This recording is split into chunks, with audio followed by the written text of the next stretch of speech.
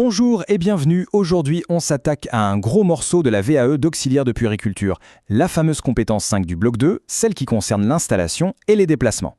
Alors ça peut paraître simple comme ça, mais attention, face au jury, c'est une autre histoire.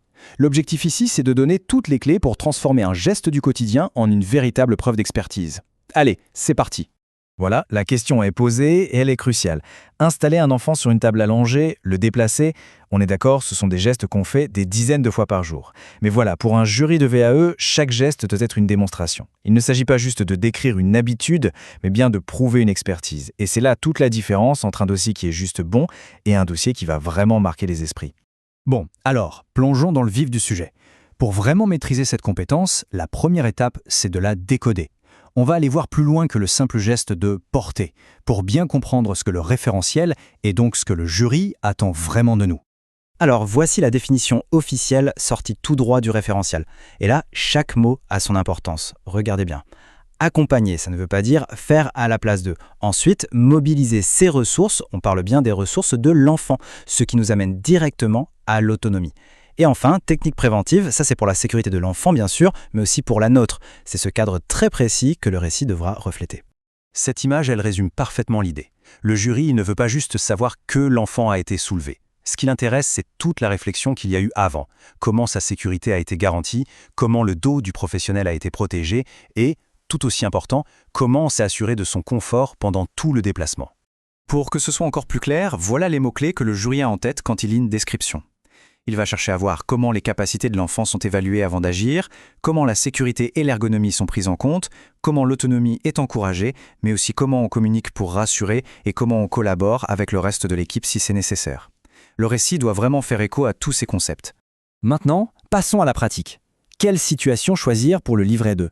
C'est une vraie question stratégique, parce que toutes les situations ne se valent pas. L'objectif, c'est de trouver une activité star, celle qui va permettre de cocher un maximum de cases parmi celles qu'on vient de voir. Voici quelques exemples qui fonctionnent très bien. L'installation sur la table de chance, c'est un grand classique, mais c'est un classique très efficace. Ça permet de parler d'évaluation, de sécurité, de posture, de communication, tout y est. Mais bien sûr, si l'expérience le permet, une situation plus complexe comme un enfant en post-opératoire ou porteur de handicap, ça montrera une maîtrise encore plus fine. Ces situations prouvent une capacité d'adaptation face à des contraintes bien spécifiques. Cette diapo est hyper importante. Elle montre parfaitement la différence. À gauche, on a une description simple, factuelle. J'ai porté le bébé. Bon, c'est insuffisant. À droite, on a une analyse professionnelle. On voit l'évaluation, la sécurité, la technique, la communication. C'est exactement ça que le jury veut lire. Il ne s'agit pas de raconter une histoire, mais bien de justifier chaque étape de l'action avec un savoir-faire professionnel. D'accord, on va aller encore un peu plus loin. On peut voir ça comme une checklist. Vraiment les points incontournables que le jury recherche pour valider la compétence. C'est un peu comme si on regardait par-dessus leur épaule pour voir leur grille de lecture. Voilà à quoi ça ressemble, une partie de la grille d'évaluation officielle.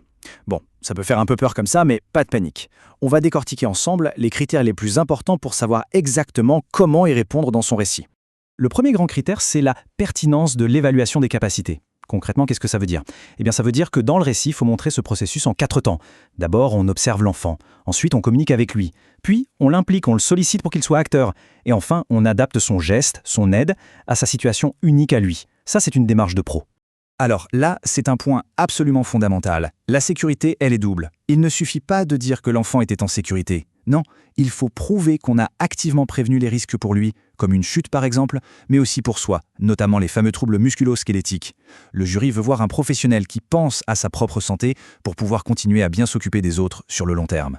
Bon alors, comment on le prouve concrètement ? Voici une petite checklist. Il faut décrire précisément sa technique de manutention. Justifier le matériel qu'on a utilisé. Expliquer comment l'environnement a été sécurisé. Si la situation était un peu complexe, il faut penser à mentionner la collaboration avec les autres. Et surtout, ne pas oublier la traçabilité. Chaque petit point est une preuve de rigueur. Allez, maintenant parlons des erreurs à ne surtout pas commettre. Connaître les pièges les plus courants, c'est déjà le meilleur moyen de les éviter et donc de renforcer son dossier. Ça, c'est l'erreur numéro 1. Penser que parce que c'est la routine, il n'y a rien à analyser. C'est tout le contraire. Le jury, il ne vit pas notre quotidien. Pour lui, chaque geste, même le plus simple, doit être décortiqué et justifié. Le rien de spécial, c'est vraiment l'ennemi de la VAE. Il y a toujours quelque chose de professionnel à dire, même sur un geste qu'on fait depuis des années.